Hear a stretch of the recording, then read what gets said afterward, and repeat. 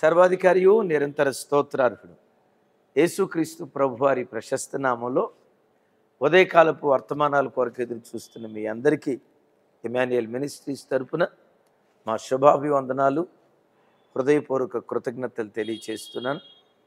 క్రీస్తునందు మాకు అత్యంత ప్రియమైన దైవ జనాంగమా, ఎలా ఉన్నారు? కుటుంబంలో కుటుంబ సభ్యులందరూ క్షేమంగానే ఉన్నారు కదా? కలవరపడకండి. ఎప్పటికీ ఎన్నటికీ మనం క్షేమంగానే ఉంటాం. ఒకవేళ ప్రస్తుతం నీ కళ్ళ ముందు కన్నీళ్ళు, కలవరం, క్షామం కనబడవచ్చు. నీవు ఆరాధించేది, మనం ఆరాధించే మన ఆరాధ్య దైవం క్షేమానికి ఆధారుడైన దేవుడు. క్షేమానికి ఏ దేవుడు ఆధారుడో ఆ జీవం కలిగిన దేవుణ్ణే మనం నమ్ముకున్న తర్వాత ఆయన నమ్మిన ఆయన ప్రజలైన మనకు క్షేమం ఇవ్వకపోతే ఆ దేవుడు ఇంకెవరికి క్షేమం ఇస్తాడు? ఆలోచించండి. ఎన్నటికైనా ఎప్పటికైనా మనం క్షేమంగానే ఉంటాం. నీ బ్రతుకు దినములన్నిట కృప క్షేమములే నిన్ను వెంబడించునుగాక. ఆమేన్. మంచిది. ఈరోజు బుధవారం కదా, సాయంత్రం 7 గంటల నుండి 9:30 వరకు ఇమాన్యుయల్ మినిస్ట్రీస్లో ప్రత్యేకమైన బైబిల్ స్టడీ.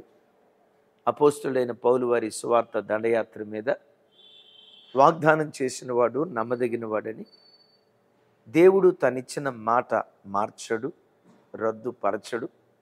ఆయన ఏది చెప్తాడో అది చేస్తాడు. అబద్ధమాడజాలని దేవుడని ఓ దివ్యమైన వర్తమానం ఈరోజు మనం వినబోతున్నాం. సాయంత్రం 7 గంటలకు లైవ్ అందించబడుతుంది.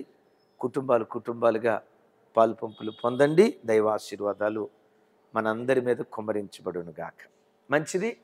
ఈ దినం పరిశుద్ధాత్మ దేవుడు మనందరికీ సుపరిచితమైన ఒక మాట, ఆ మాటలో మనం అంతగా లక్ష్య పెట్టని మరో దివ్యమైన మాట ఆత్మదేవుడు మనతో పంచుకోవాలని ఆశపడుతున్నారు.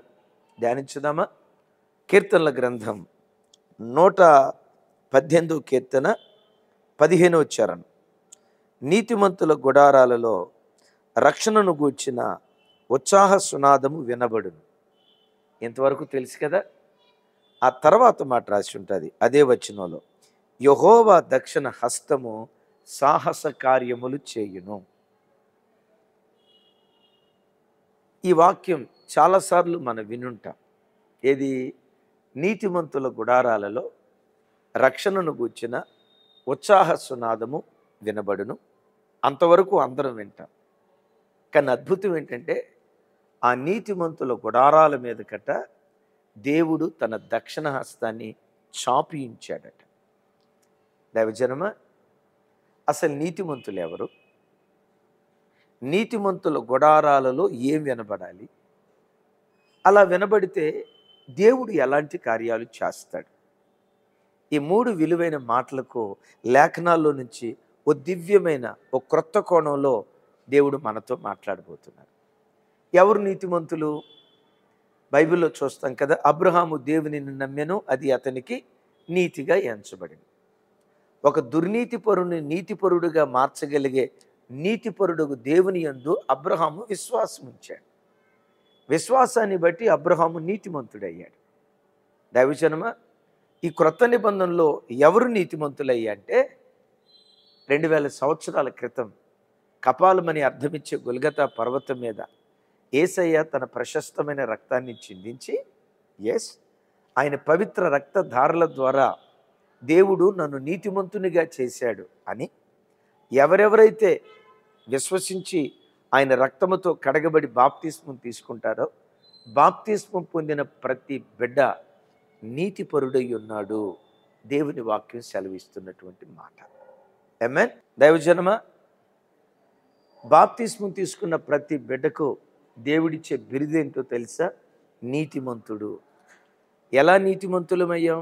మన క్రియలను బట్టి కాదు, కానీ యేసుక్రీస్తు రక్తపు శక్తి ద్వారా ఆయన సిలువను ఆశ్రయించడాన్ని బట్టి ప్రతి దుర్నీతిపరుడు నీతిమంతుడయ్యాడు. బాప్తిస్మం తీసుకున్న ప్రియ చెల్లి, ప్రియ తమ్ముడా, దేవుడు మనకిస్తున్న బిరుదేంటో తెలుసా?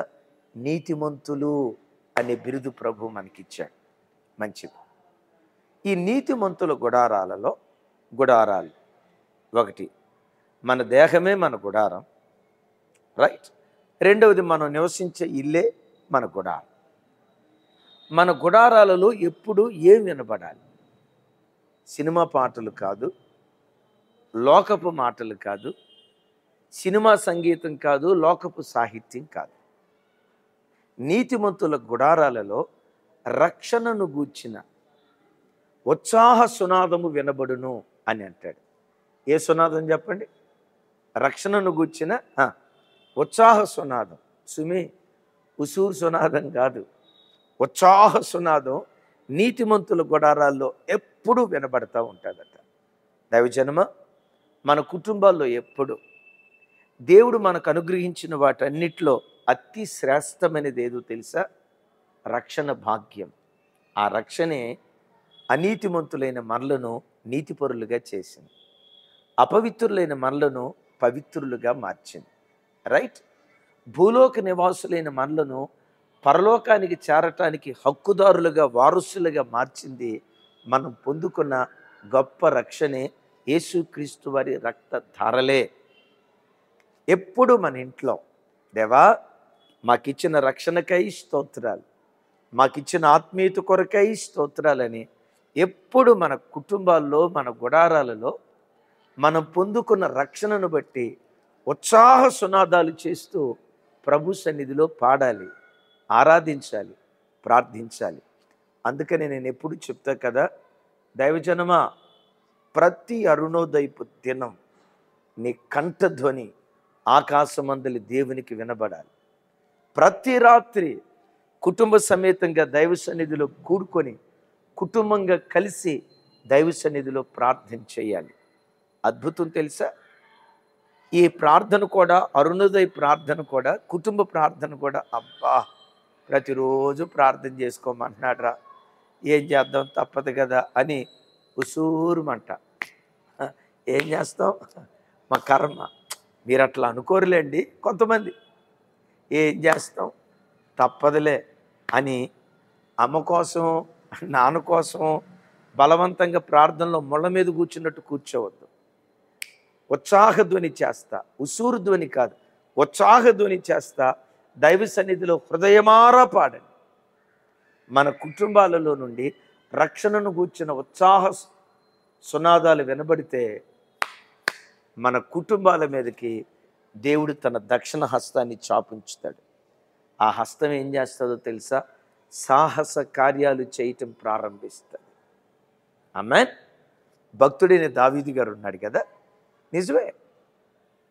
ఎప్పుడు తన గుడారములో నుండి దేవునిని గూర్చిన ఉత్సాహ సునాదాలు వినబడతా ఉండి, దావీదు గారు ఒక చోట అంటాడు కదా, నేనెల్లప్పుడూ యెహోవాను సన్నుతించెదన్, నిత్యము ఆయన కీర్తి నా నోట నుండు. దావీదు గారు అంటాడు కదా, నేనెల్లప్పుడు, నా నోట ఎల్లప్పుడూ ఆయనను గూర్చిన కీర్తి, ఆయనను గూర్చిన స్తోత్రం. దావీదు గుడారం ఎప్పుడు దేవునిని గూర్చి ఉత్సాహ స్తోత్రాలు చేస్తూ ఉండేవాడు. ఉసూరుమంట కాదు సుమి, ఉత్సాహ స్తోత్రాలు చేస్తూ ఉండేవాడు.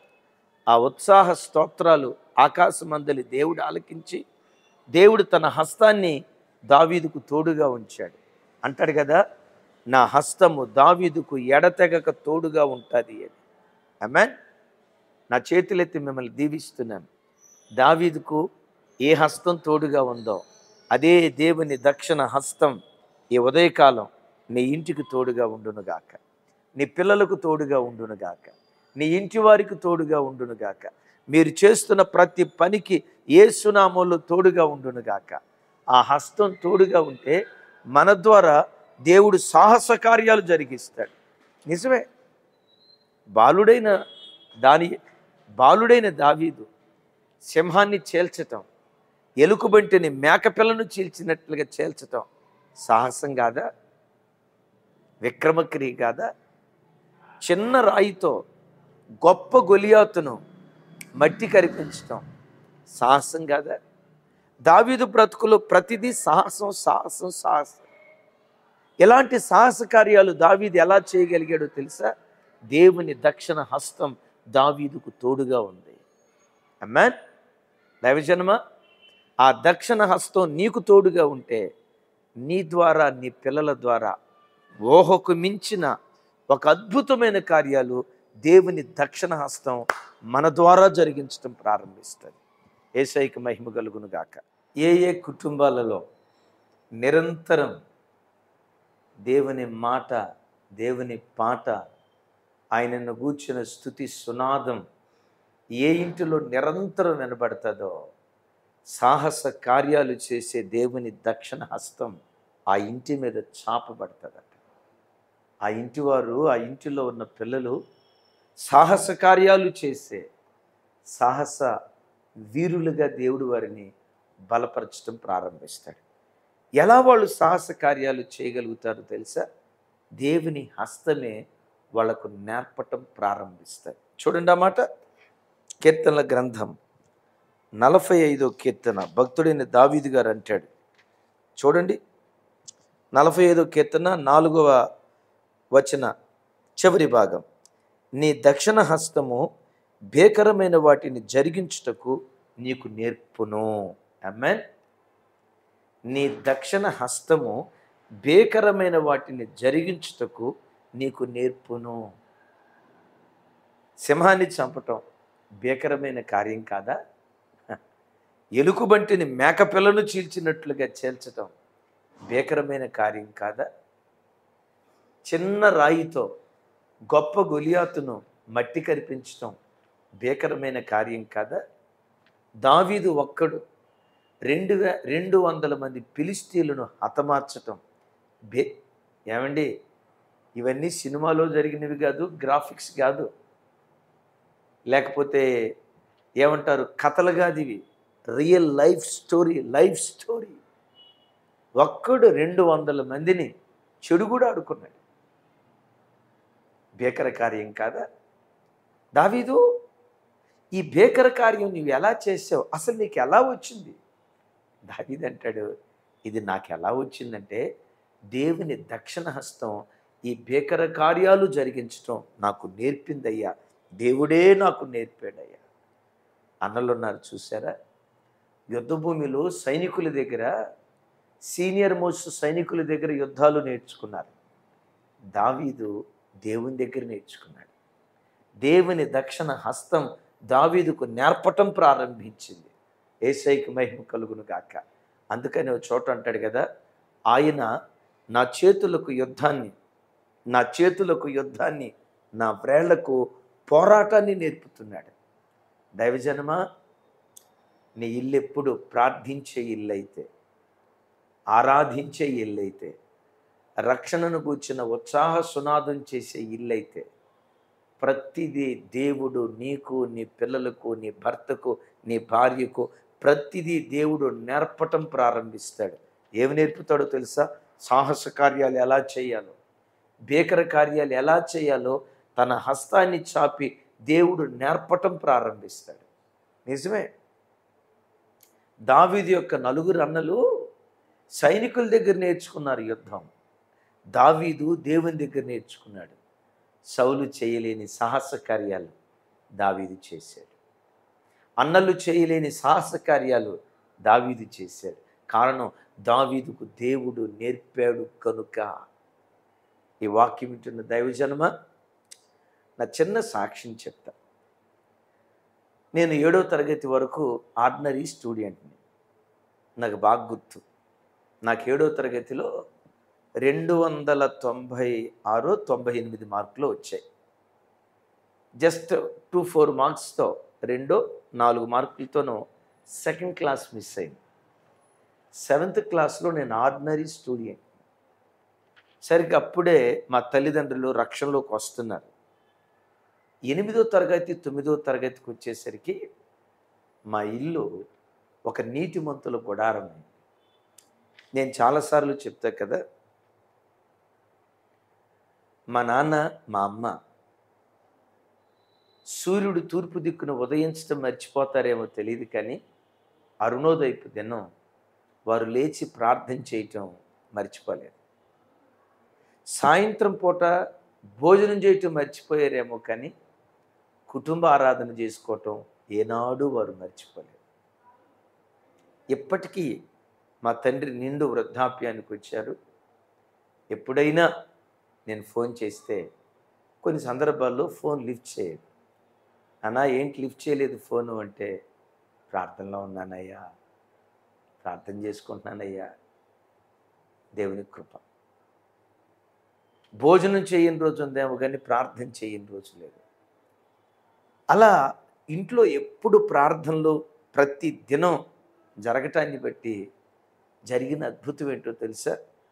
ఆర్డినరీ స్టూడెంట్ నేను 7th క్లాస్లో 8th 9thకి వచ్చేసరికి క్లాస్ సెకండ్, కొన్ని సందర్భాల్లో క్లాస్ ఫస్ట్, సెకండ్ ఫస్ట్.